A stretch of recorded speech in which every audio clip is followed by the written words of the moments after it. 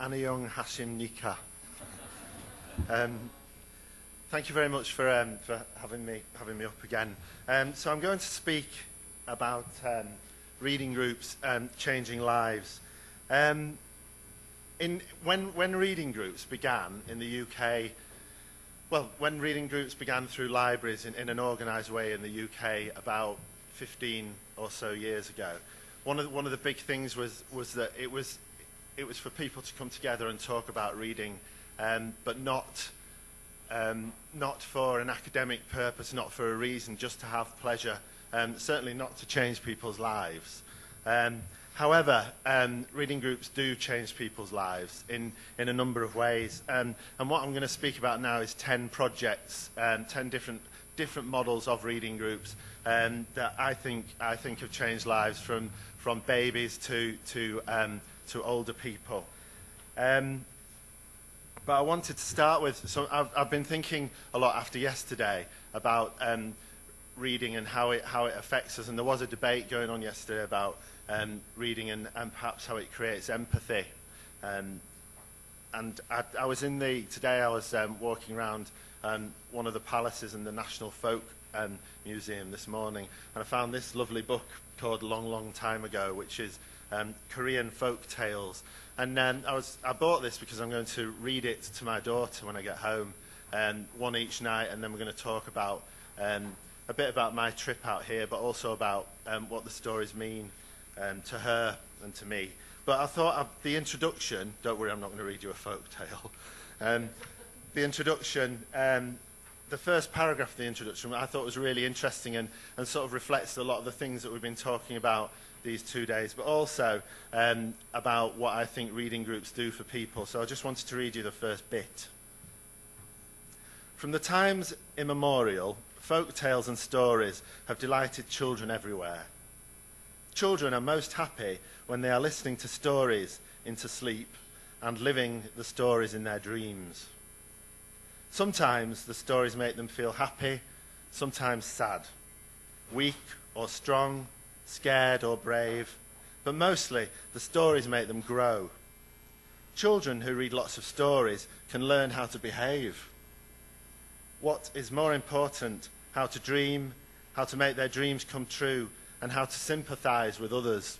And I really like that introduction. In particular, the bit which says sympathise with others. I think reading is often about seeing things from other people's points of view, both in reading about other people's lives, but when you're in a reading group, you are with other people, and you see how they view other things, which can be quite different to the way you view things. And when I was in a reading group, that's one of the things which I learned from it, was that I might have an opinion of a book or an opinion on the subject of a book, but other people in my reading group had very different opinions, and it was very enriching learning other people's opinion of books, as well as the general opinion of the book. And so I just wanted to read that out because I thought it crystallised a lot of what we've been discussing. Anyway, on with the talk. So reading groups change lives. That's good. Right, reading groups. So when reading groups began in the UK, in libraries in particular, there was a big movement which I discussed yesterday about reader development and bringing people together to talk about books. And the principles of that were that reading groups were not about education or self-improvement, but they were for pleasure, reading for pleasure, and that was it, full stop. And a lot of people really did put that view forward. However, because of the thing, and all the reading groups I'm going to speak about now, they do create improvement in people's lives, so I'm not sure I agree with that. In these reading groups, there is no leader or teacher. It's a shared thing, so no one is saying, this is what this means, this is what that means. Although, to be fair, whenever you have a group of people, some people try to appoint themselves as leaders, certainly in England anyway. But the rest of the reading group tries to undermine that. The reading group would be about how a book makes you feel. I talked a bit about that yesterday, how you can read a book and it can remind you of an episode in your own life and make you reflect on it in a different way. And again, back to the the main thing that there's no purpose to a reading group other than pleasure, like the chocolate you're eating. So I'm now going to speak about a few models of reading group. Not maybe a traditional group of 15 or so people coming together to talk about a book, but different models that I've come across. I did speak about Book Start yesterday. Book Start is a scheme where 90% of newborn babies and toddlers receive free books, and advice is given to the parents of these children where they can learn how to read with their children. But one of the things that also happens with this is parents and mums in particular are brought together with their children to talk about reading and to read stories together, to learn how to read with their child if they're not that confident about doing it. And I see this as a kind of a reading group, a very early reading group where mums, some dads, but mostly mums come together.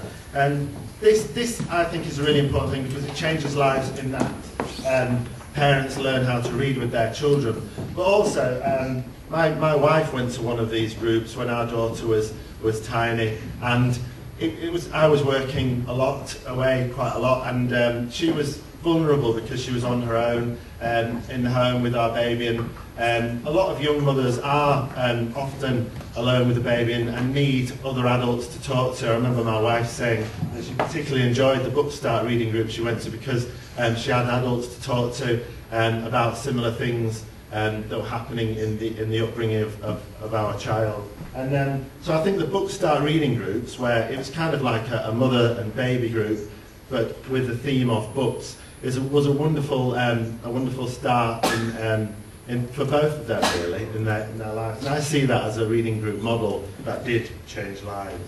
It certainly helped my family. Chatterbooks is another form of reading group. This is run by the Reading Agency in the United Kingdom, and this is about getting children together, usually from about the age of 8 up to perhaps 11 or so, and it's a way of bringing children together to talk about reading, to talk about the love of reading. Unfortunately, in the UK, and I think there may be similarities in Korea, unfortunately, reading and literacy was for a while broken down into analysing the text, and children were given a page of text and had to break it down. What are the themes? What are the big words? Who are the characters? Where they had to analyse it almost like it was a maths equation, almost like it was a scientific experiment, and they weren't actually reading whole books. Chatterbooks came along and that challenged that, and children were brought together in libraries, sometimes in schools and other venues, where they were able to talk about books and reading the whole book and what that book meant to them. And this, I think, was a really good antidote to the strict analysis of the text in a very sort of scientific way. And that I believe played a slight part in the fact that now more schools in the UK are doing whole book reading. More schools are going back to the whole class reading a book and talking about it. And that my daughter does whole class reading in her school, and it's one of the best parts of her school week is just the whole class reading a book together and then talking about how they feel about it. So I see that as another really good model. There's a Chatterbooks website. If you go onto the Reading Agency website in the UK, there's information about Chatterbooks. It's supported by guides, suggested reads, and also ideas for how you can get children to talk about books in ways which is more than just the strict plot and character analysis and the language. So, Chatterbooks. Another really good model of reading group that I thought also changed lives was the Big Read groups. I spoke yesterday about the BBC Big Read scheme, where the whole of the UK voted for their favourite book, and the BBC did lots of programmes about different books, championing different books. One of the things they did was the BBC empowered individuals to set up reading groups all over the country, based around different themes. And I was lucky enough to be chosen to do one of those groups. And I people tried to set up reading groups in different places, so not in a library, not in a school, not in someone's home, but in interesting places. So I set mine up in a curry house in Bradford. Bradford is a town with a large Pakistani population, and there's lots of curry houses in Bradford. And I set a reading group up in one of those, and we read, in particular, we read a form of poetry called the ghazal, which is very popular among that part of the community in Bradford, but not really well known among most of the other people in the city. And we read some of those ghazals, which are sort of medium-sized poems, and we talked about them, and we've got a poet to come in and read them as well. And that was brilliant because, and I thought the reason that changed life was because it made people aware of the different cultures in their city through literature, but also through food. And we sat around for quite a few meals discussing poetry from a different culture that none of us had come across before. And I think it helped those people understand the other people who are living in their cities, the ones who had come from Pakistan over the last couple of generations. So I thought the Big Read group, and there were big read groups in all sorts of other places, like sports clubs and other venues all around the country. And there's still, if you go on the BBC website, there's still information about the Big Read and the stuff they did. And it wasn't just a reading group that was happening. They came and filmed all the reading groups and showed them on television, so we got onto the TV and other people got to see what we were talking about.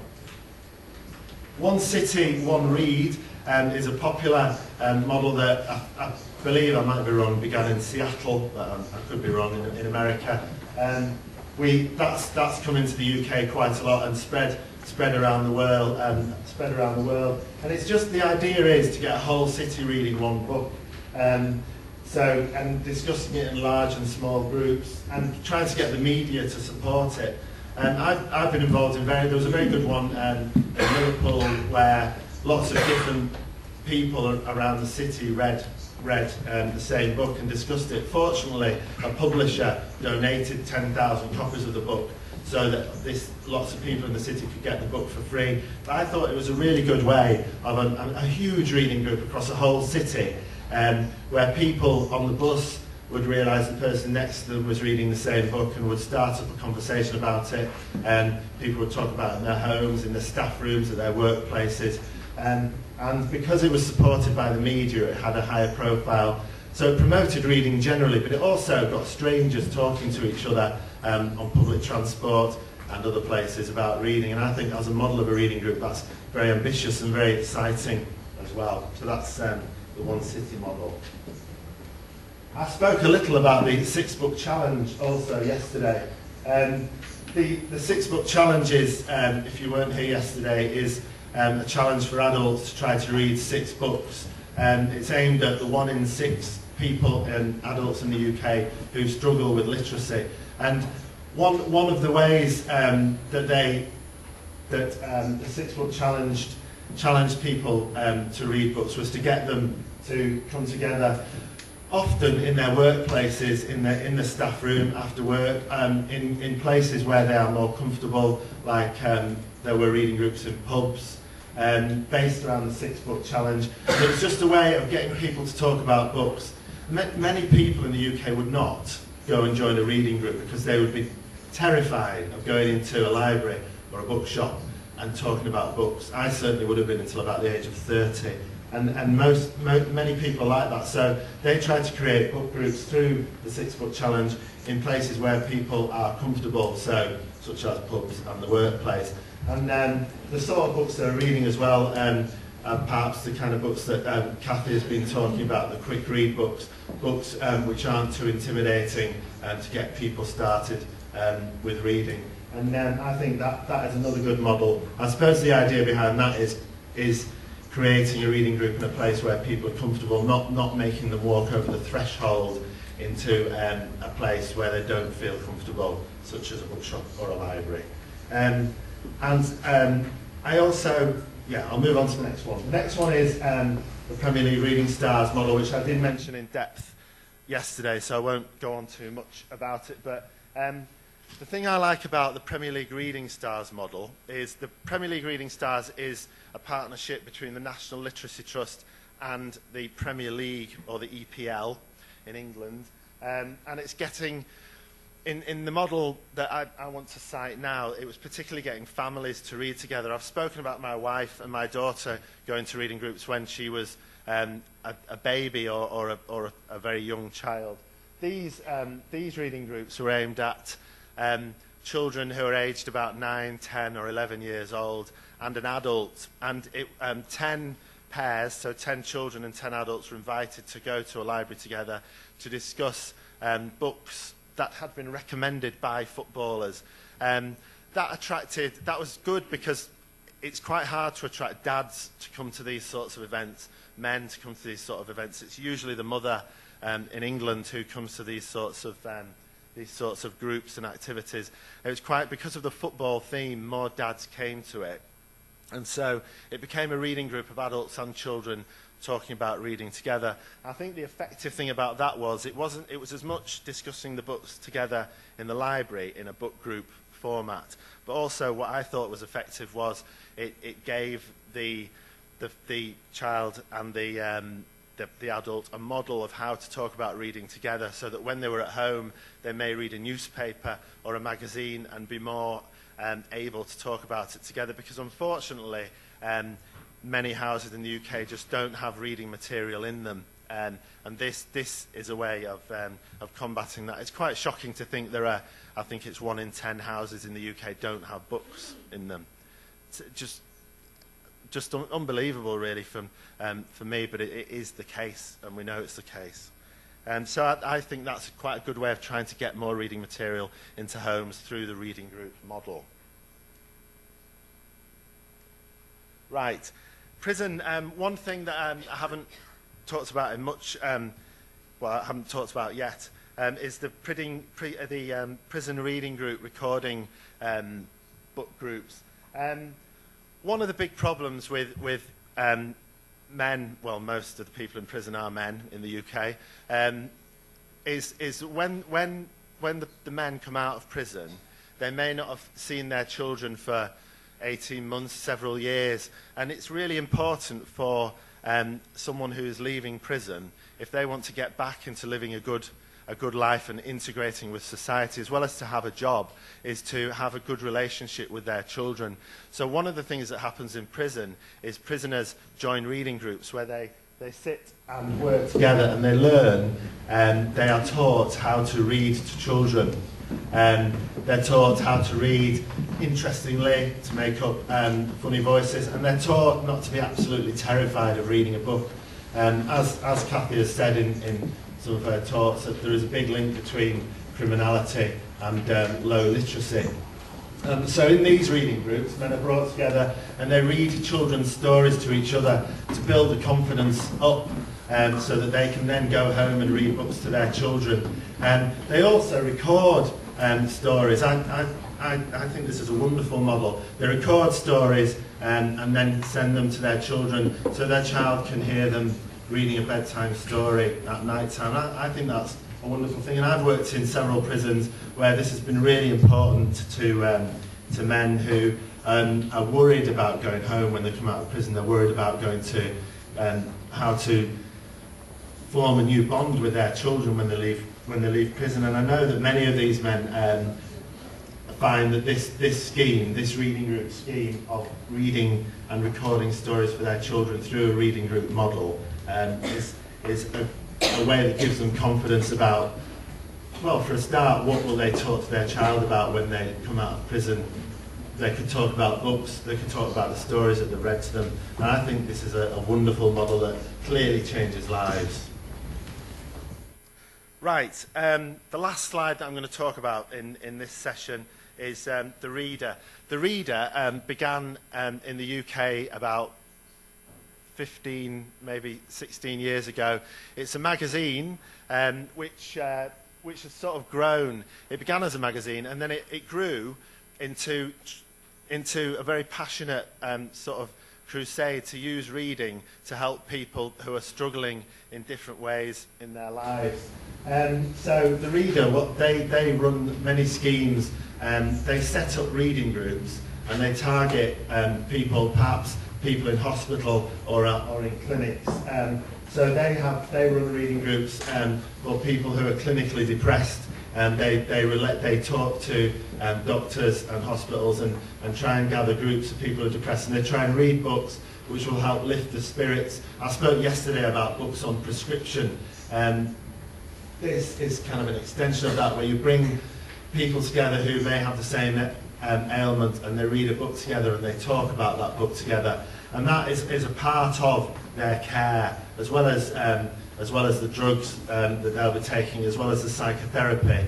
They meet together in a group and they talk about reading. And it's been shown in the research that the Reader magazine has done that this contributes to their recovery.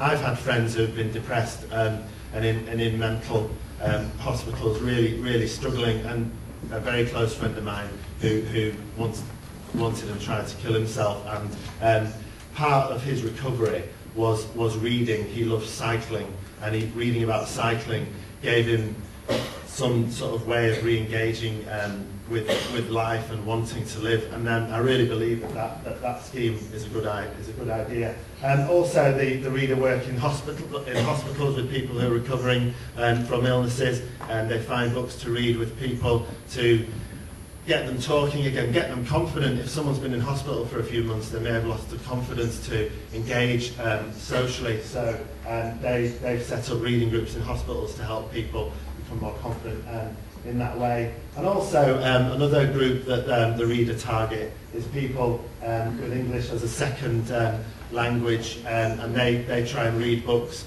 which may help people engage a bit more with English as a language in England, as well as the place that they are living in.